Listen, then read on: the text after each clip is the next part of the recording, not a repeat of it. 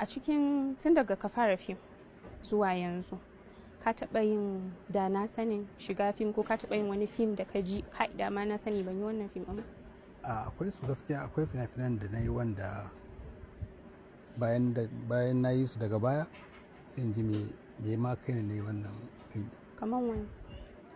Wato na fuskanci wani abu, masu podcast din nan kawai so suke yi ko yaya Adamu Zango ya rika yin barin zance, su kuma burinsu ya cika, su cika account ɗinsu da followers da likers, su yi ta samun kuɗaɗe suna amfani da Adamu Zango. Yanzu dan Allah menene fa'idar wannan tambayar?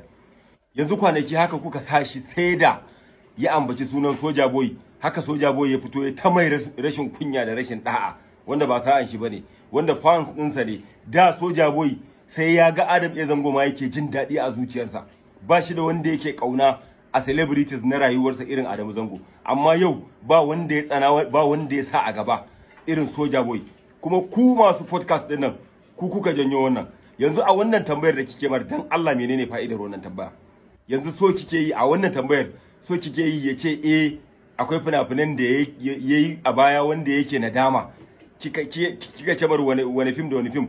Yanzu kawai shikenan salon ya kira sunayen fina-finan, masu fina-finan su kuma su ji haushi, su tsani Adam A Zango, su kulla gaba tsakaninsa. Dan na rantse da Allah duk fim din da ya ambato a nan yace ai fim, misali yace ahlul kitab, misali yace ga duhu ga haske, kun ga a wannan lokacin ai yana mu'amala mai kyau da wayannan mutanen wanda yanzu da yawa daga cikin su ba sa san shi.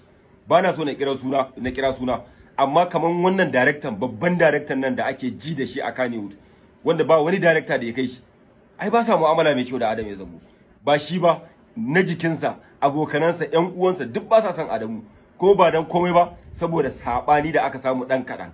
So yanzu salon ya kira sunayen fina-finan yanzu ku sake hada shi gaba da mutane, to gaskiya wannan kuskure ne.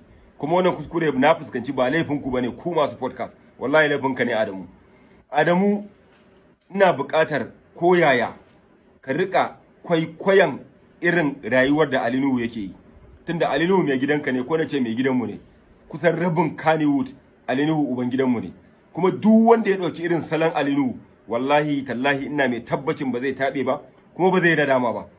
Saboda Ali Nuhu idan ka dubi tsarin rayuwarsa, Ali Nuhu mutum ne wanda ba mai magana ba, mutum ne kuma wanda yana yin nazari sosai kafin ya yi abu. Akwai lokacin da za mu je Kaduna da Ali Nuhu, mun zo gidan mai za mu sha mai, ya sauke glass, mutanen gidan mai la Ali Nuhu ne, wallahi Ali Nuhu ne, la Ali Nuhu ne. Da suka dame shi sai ya daga glass din, ka gane, kun gane ai, da ya daga glass din ya ki kula su, raina ya ɓaci. Sai da muka zo Zaria, muka zo cin abinci a Shagalinku, na mara magana na ce amma yalla bai a gidan man nan ni ba ji daɗin abin da kai ba. Sai ce ba na kenan, ba yanzu bane zaka gane irin takun abubuwan da nake yi, ba a yanzu ne ba, sai a gaba zaka fahimci abin da nake yi akan daidai nake. A lokacin har zuwa yanzu wasu suna ganin Aliyu yana da girman kai, baya kula mutane, baya, wallahi tallahi salon da Ali yake yi wallahi shine salon da a matsayinka na celebrity zaka tsira. Saboda yanzu ba gashi ba muna kallo Sani Danja da ya zama budadde, kowa ya gane yana mar dariya yana waye, wallahi ganin kallon mahaukaci ake mar. Wallahi Adam A Zango kai ma haka, da ka zama kowa naka, gashi nan an rena ma hankali wasu wanda ba su kai ba. Saboda haka Adamu kai a Justin, kar ka ga ina yawan yin bidiyo da kai akai, wallahi tallahi na rantse da Allah bana jin daɗin halin da kake ciki yau a rayuwa. Wai a Adam A Zango ne wai karuwai za su fito suna kafe shi, suna zagin sa, mata karuwai.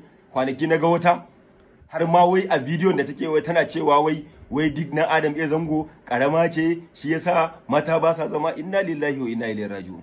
Dan Allah ku ji wasu irin kalamai marasa daɗi. Haka wata mata fito, ka gama bin yan matan kwalta, kayi kaza, ta ina mata za su zo na gidanka, maganganu da marasa daɗi. So Adamu, har ga Allah idan ɓera ɓarawo ne, daddawa ma tana da wari. Dan Allah Adamu, kuma kar ka mun mummunar fahimta, ko na ce masoyan Adam A Zango kada ku mun mummunar fahimta. Wallahi gaskiya ce, kuma bani da buri a rayuwa kaman na ga yau Adam A Zango ya irin abubuwan da yake damunsa ya zama clean, ya dawo da rayuwarsa irin ta baya. wallahi abin da nake bukata kenan, saboda yanzu an yi walƙiya Adam A Zango ya gane makiyansa, ya gane masoyin shi. A da a baya yana tare da a cikin waɗanda suke moransa wallahi da yawa ba sa son shi, amma sai yanzu ya gane yayi realizing kuma yake nadama.